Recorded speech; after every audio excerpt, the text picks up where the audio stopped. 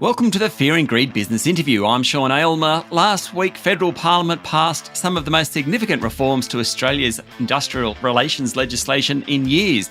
It sets minimum standards for gig economy workers, as well as defining a specific pathway for casual workers to convert to permanent employment.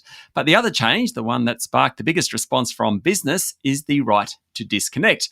Under the new laws, workers will effectively be able to ignore bosses' calls, texts and emails after hours. Innes Willox is the Chief Executive of Australian Industry Group, a peak National Employer Association. Innes, welcome to Fear and Greed. Hi Sean, how are you? Good to talk to you. Interesting times. Sure are. What is it about the right to disconnect that has your members so upset? There's a couple of things, Sean. One is it really came out of the blue. It came from nowhere. Literally a very last minute addition to the conversation with the government and with the crossbench, and there has been really no time to work it through, to consult, to really analyse what does it mean in a workplace context. So part one is it came from nowhere. Part two, already enshrined in many awards, is arrangements around connecting out of what you might call regular work hours, and they're across a whole range of industries and professions. So it's already covered off. And part three, if there's a problem, there's already a pathway for intervention by the Fair Work Commission. All that is already enshrined. So this is a new complexity for business, a new complication. And of course, business is worried about how it will be reacted to both by employees and then by regulators as well, and by other employers. So this is just a whole lot of uncertainty brought in at the last minute that nobody's really had time to work through. And there are real fears around consequences in worst case scenarios. Sean, I think most employers recognise that they've got a pretty good relationship with their employees and they can work it out, but there's always going to be those ones at the edges that really worry them. I hear what you're saying. Why did the government do it then? Because effectively you're saying there's no need for it. In fact, there's a recourse already in legislation. Why do you think the government suddenly did it? It's pretty simple. It was a deal with the Greens to get the Greens support to support the rest of the IR legislation. I think the Minister was very upfront about that. He needed the numbers to get a deal done, to get the rest of the elements of his legislation done. He made the point that it had been brought up by the Greens, a year ago in passing. Nobody sort of took it seriously. But then he suddenly picked it up and ran with it. So it was in our mind, a purely political exercise to get some legislation through without much regard or investigation of the consequences. Okay, so it looks like the legislation will get through. One thing I've learned reporting on business for the last 20 or 30 years is the one thing worse than bad legislation is uncertainty around bad legislation. We've had the opposition leader, Peter Dutton, come out and say he'll repeal the laws. Does that help the debate, given that they will become laws, but suddenly at the next election, business has to contend with the idea that they're going to be repealed? Well, we've got to jump a couple of steps ahead to where Peter Dutton's got to on repeal. So first of all, we've got to work out what we're dealing with here and how it is interpreted. And there's that great legal word thrown into the midst of this, which is reasonable. So everyone should act reasonably. And in this context, we're going to find out what reasonable means. So we've got to go through that process first. I think where you're getting to with that question, Sean, is a good one, is that for the first time, perhaps since about 2007, workplace relations might figure prominently in the next election, one way or the other. And we might have a big debate around aspects of that. But if it's bad law and it works out badly, it's better that we get rid of it. That would be the way that employers would look at it. What do you think your members are most worried about in terms of this right to disconnect? Is it Woodside, the head of HR from Woodside was out in the last couple of days saying, hey, what if you work across time zones, for example? It's not very practical in that instance.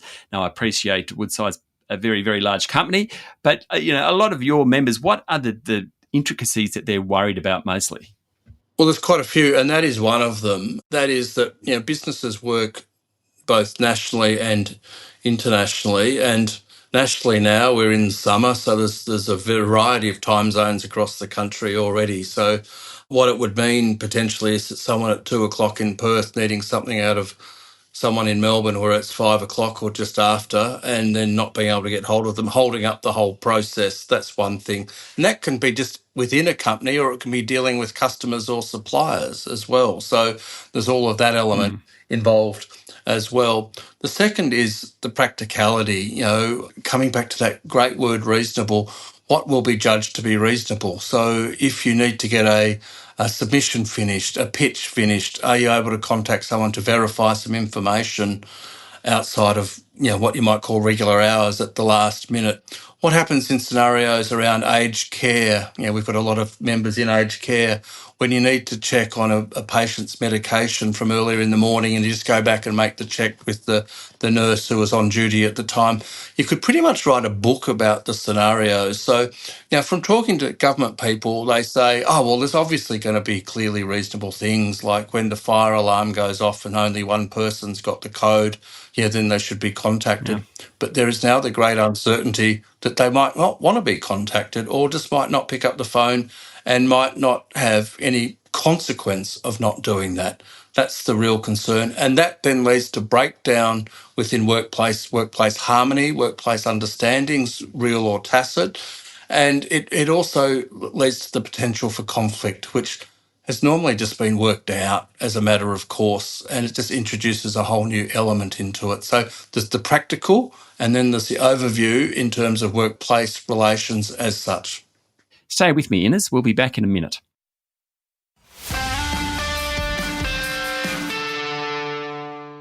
My guest this morning is Innes Willox, Australian Industry Group Chief Executive.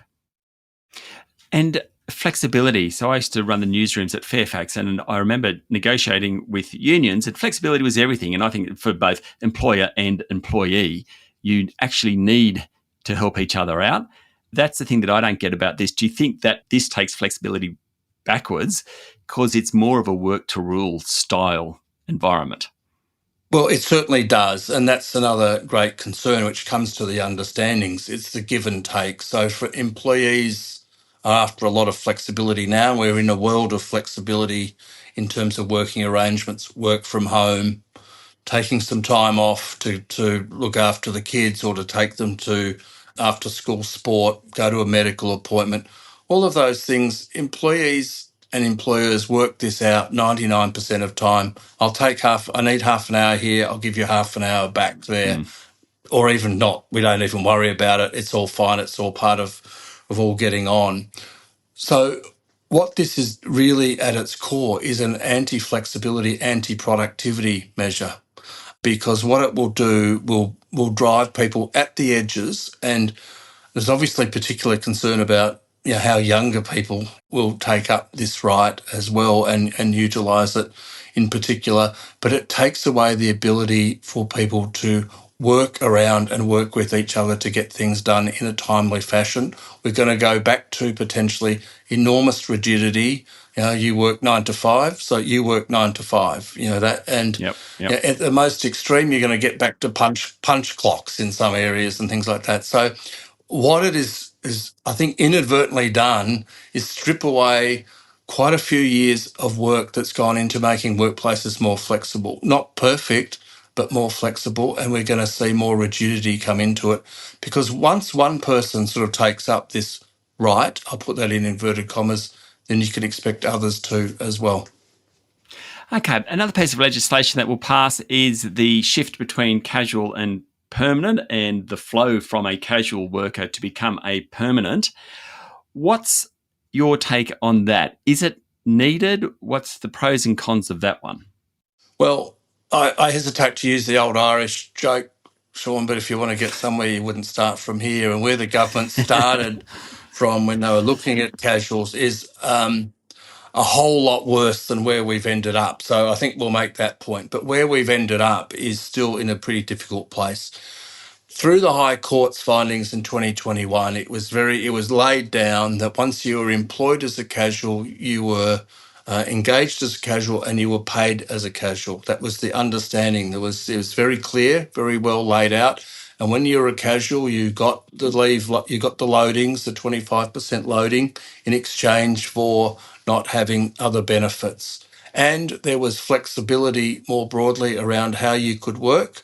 and over a long period of time. What we now have is that fairly simple, straightforward view of the world. We now have over 30 pages of regulations that an employer has to go through before they will now be able to engage someone as a casual.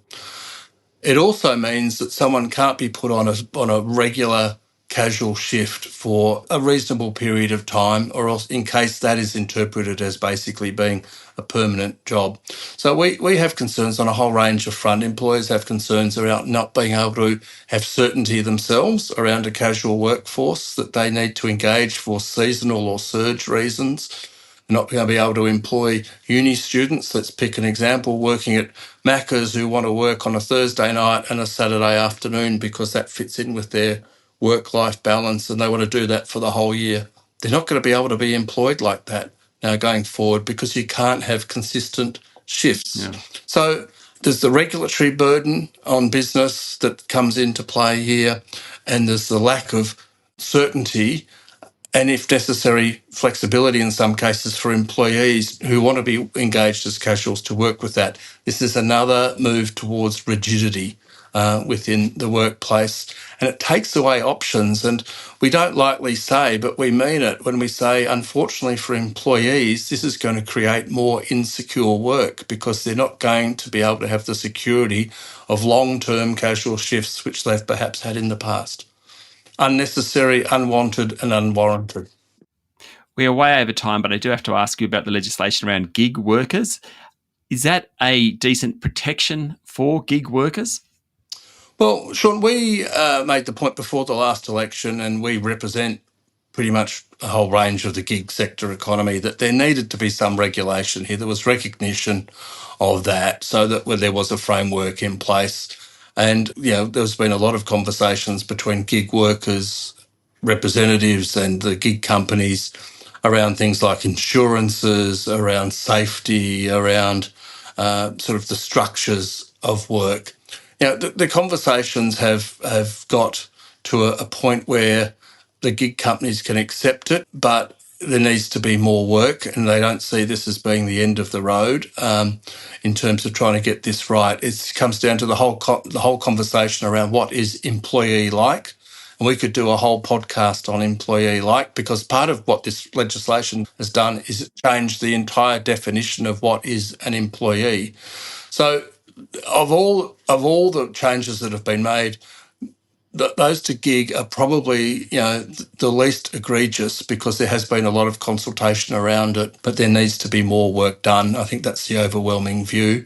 But it's a step and a half in the right direction and a step in the wrong direction. So we'll just continue to work on that in the period ahead. But there needed to be something done. I think everyone accepted that.